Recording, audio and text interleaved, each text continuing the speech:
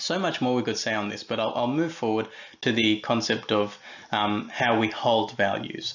Because when it comes to sifting values, we're not only looking at root and fruit, but the other thing we're looking at is how we hold them. Like I said earlier, Steve Hayes' quote, "Values are held lightly but pursued passionately." Look at those words, held lightly, pursued passionately. Think of something that you value. See how you don't feel like you're forced to follow it, but you pursue it out of choice. Whereas I've added the phrase, rules are held tightly and pursued compulsorily. And so we kind of not only talk about the value itself, but we look at how the person is pursuing it. Is it coming from a place of freedom or restriction?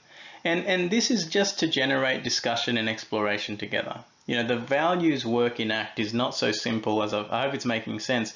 It's not so simple as doing a values card sort and saying, okay, done, we've done the values process, let's move on.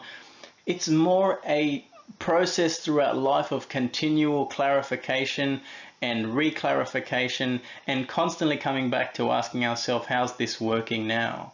So in this work, we're doing that in session. We're modeling that in session by having discussions on values.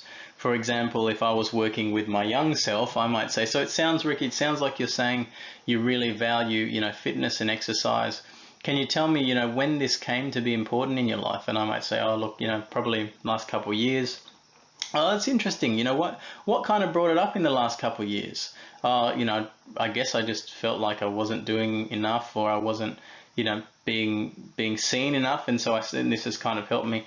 And so so that might then generate a discussion for me as the therapist to explore, how is this actually working for you? What when you do pursue it this way, what's it like afterwards? Do you feel a sense of life and peace? Do you feel content that you're now being seen this way?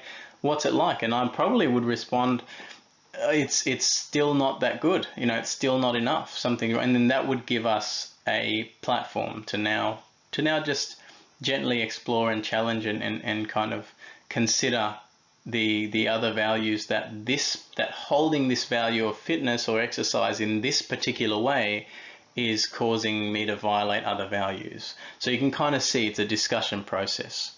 It's an experiential exercise, So we want to kind of help people to sort of experience their values, not just get a list of them. So I'm going to actually take you through an experiential exercise here, which is I want you to just imagine yourself. This is kind of going to give a bit of a description of pursuing something that's value-based from a position of freedom versus restriction. So imagine yourself, if I can get you just to close your eyes for a moment, and just imagine yourself doing something that you really enjoy. Imagine you had the rest of the day, or if it's already the night, whatever. Imagine you had a period of time ahead where you've just got no commitments. You're not required to do anything. You've got free time to do something that you'd like to do. And what I would like you to do is to actually just sort of picture yourself doing that activity. Close your eyes and picture yourself just immersed in that activity for a second, and just see yourself there, whatever it is, in nature or with people, whatever it is. And just kind of picture that happening and just notice how you feel when you're there. You're free, you can do that activity, no expectations, you don't have to be back for anything. You've just got this time and space for you to engage in this thing fully. And notice what that's like. Now, I want you to imagine doing the same thing in a second.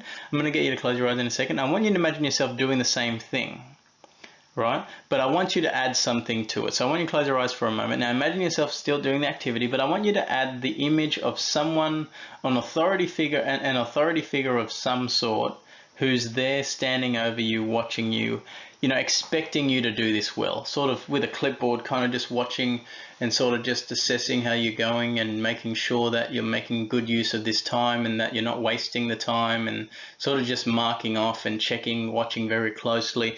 Notice that dimension.